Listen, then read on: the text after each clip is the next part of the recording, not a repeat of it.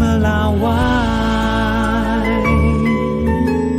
Kita ke informasi lain, Saudara. Ikatan Alumni Fakultas Ilmu Komunikasi Universitas Padjadjaran IKA Fikom Unpad mengadakan kunjungan ke redaksi Kompas TV. Kehadiran Ketua Umum Hendry Satrio dan pengurus IKA Fikom Unpad disambut wakil pemimpin redaksi Martian Damanik serta jajaran manajer sekaligus produser berita Kompas TV lainnya.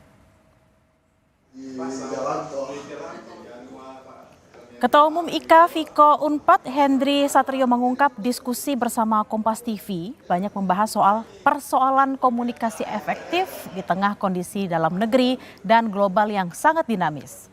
Tak hanya itu, Hensa menitipkan pesan kepada Kompas TV agar terus menjadi media yang independen, jujur dan mampu memberikan kritik konstruktif.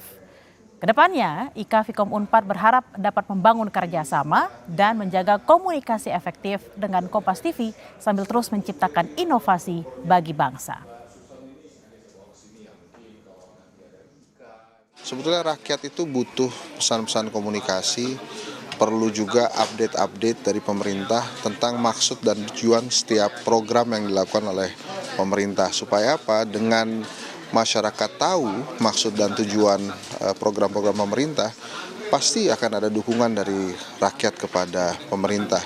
Saya percaya program-program pemerintah itu bagus, cuma karena penyampaian komunikasinya amburadul, maka akhirnya masyarakat tidak terlalu mengapresiasi yang program-program yang dimaksud itu gitu.